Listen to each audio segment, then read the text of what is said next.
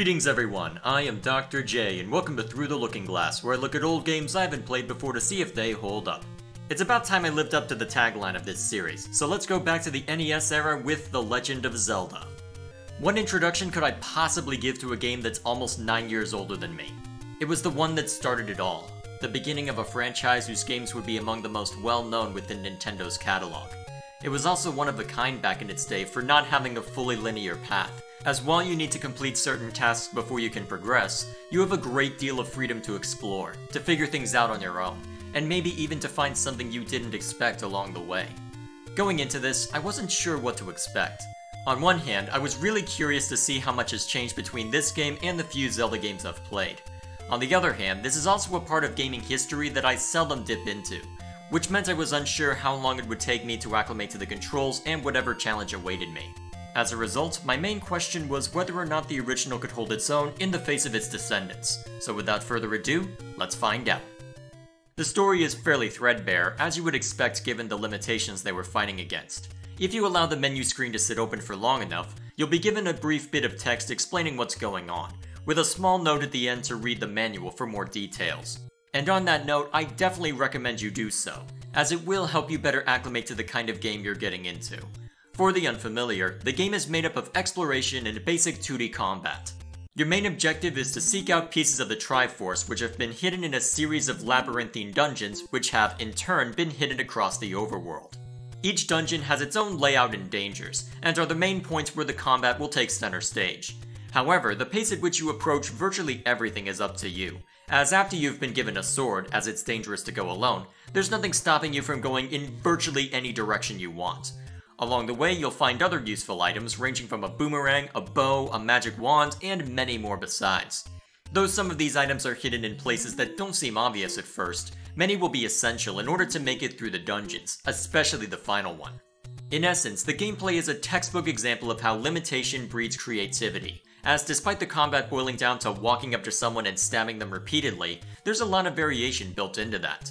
Enemies often have unique attack patterns, with some moving erratically as they position to get up close, while others prefer to sit back and pelt you from afar.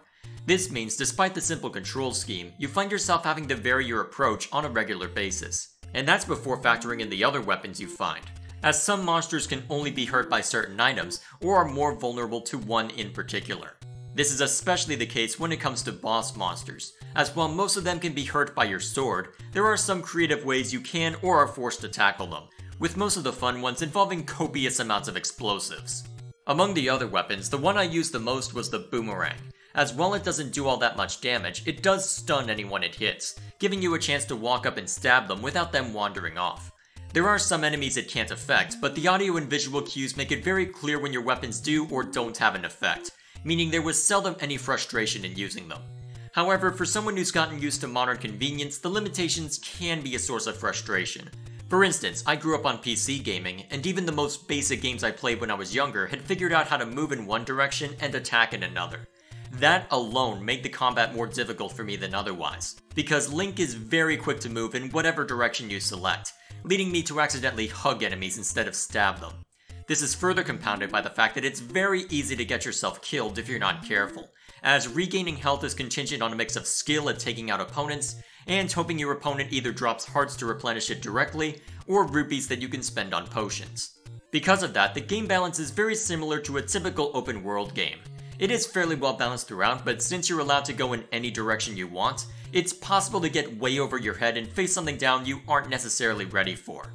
Granted, there are hard barriers due to weapon immunity, but often when you're running into issues, the solution is to go off in a different direction for a while, to see if there are any items or secrets you haven't gotten yet, or maybe just to restock on bombs.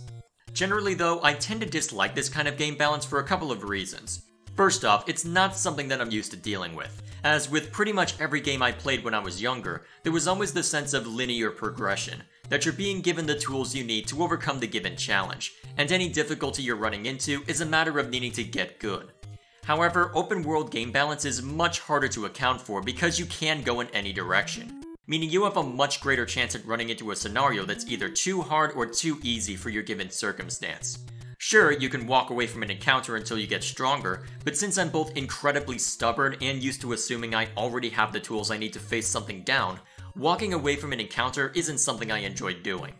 Even putting aside my bias, however, I think there are inherent issues with the difficulty curve in an open world paradigm, because not only do you have more chances for the game to be either too easy or too hard, the difficulty curve tends to be inverted overall. In most cases, you'll have a period where the game will get you accustomed to the control scheme, throwing simple encounters that help you acclimate to the game world before they throw you into the big leagues. However, a lot of open world games, including this one, opt to throw you in without much fanfare, meaning you're having to do a lot more learning on the job. That means not only do you have to worry about the challenge in front of you, you're facing it while still figuring out what you can and can't get away with, meaning it's overall more challenging at the start. Also, once you get further into the game and have built up both your skill and your in-game power, you'll eventually run into cases where very similar circumstances are thrown at you, meaning you'll reach a point where the game becomes either too easy, too repetitive, or both. With this game in particular, there were some monsters that were more difficult than the final boss as a result, given that by the time you reach said boss, you've already become fairly proficient at the core gameplay loop, on top of having made yourself much harder to kill, a fact which the circumstance didn't seem to fully account for. With all of that said though, there's only so much I can complain about difficulty, as while it fluctuated more than I would have liked, it was never insurmountable. Since the dungeons are marked by level, it sets an expectation that if you come across level 6 before level 5, that you'll want to explore some more before proceeding, giving you a chance to back out before committing to a dungeon you might not be able to get through yet. Also, unlike a lot of NES games, you are able to save your progress whenever you die, taking away the need to use an emulator's save state. You also retain all of the currency, items, and Triforce pieces you've collected so far, meaning the game over screen is less of a failure state and more of an inconvenience. This is especially the case since dying in a dungeon puts you at the start of the dungeon rather than where you start in the overworld, and sometimes doesn't even respawn all of the enemies you are facing, meaning there's less trekking and danger both on the way to the dungeon and while you're there. Granted, if you get killed in the overworld, you might have a long trek awaiting you, complete with repopulated monsters, but since you find ways to quickly replenish your health later, dying isn't nearly as concerning as it might be otherwise, and in some cases may be welcome if you want to farm rupees against easier enemies. And speaking of rupees, they ended up being a blessing and a curse.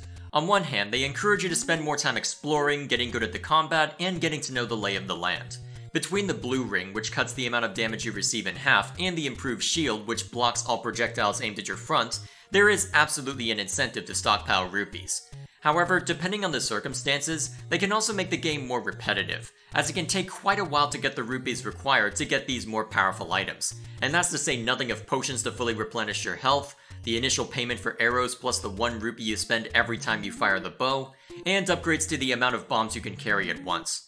At the same time though, I guess it worked out that I was terrible at the combat, as that meant I spent more time fighting monsters in the dungeons, which meant there were only 2 times where it really became an issue, and one of them was self-inflicted because I didn't realize one of the enemies could destroy the improved shield. While I'm thinking about that though, there was a weird part that took me a bit to pick up on, as while the usability is fairly solid when it comes to visual and audio cues, not everything is as well explained as you might like. For instance, these guys right here can destroy your improved shield if you decide to hug them. And since I unlocked magic close to where I lost it, it wasn't necessarily clear what destroyed it, especially given how similar the magic book looks compared to the shield. When it comes to usability outside of combat, it's also hit or miss. The dungeons have maps and compasses hidden away to help make it easier to get through them, but some of the items can be a bit difficult to find unless you luck into them. Also, transitions between screens take a fairly long time, which isn't a big deal when you're moving across the overworld, but once you get a few more items and are constantly switching your secondary item, you really start to notice it, especially since pausing the action can deflate what would otherwise be a tense situation. Beyond that, let's talk about the exploration and basic puzzle solving, as it was really well done. When you're not getting mauled by the locals, there's something oddly satisfying about wandering around and figuring out how to get to and through the dungeons. It can be somewhat tedious once you learn your bombs and fire-based attacks can reveal secret passages, as it's not always obvious where they're tucked away, but it's really satisfying to find something you didn't expect or to figure out how to get through a dungeon. Though you might be tempted to look up a guide given how obtuse the game can be, guilty as charged there by the way, I recommend that you hold off on doing that for as long as possible, as it's well worth seeing what you can find on your own before you start asking for help. Besides, it also means you'll be spending less time alt-tabbing or looking at another screen, and instead just enjoying the atmosphere and aesthetic, which hold up surprisingly well. Sure, it's basic, but everything is very crisp and easily understood, which helps ensure that you know what's going on, even if there are other usability issues. The music can be a bit repetitive, but despite the 10 hours or so I put into this game, it never really bothered me all that much, despite listening to the same small number of tracks over and over and over again.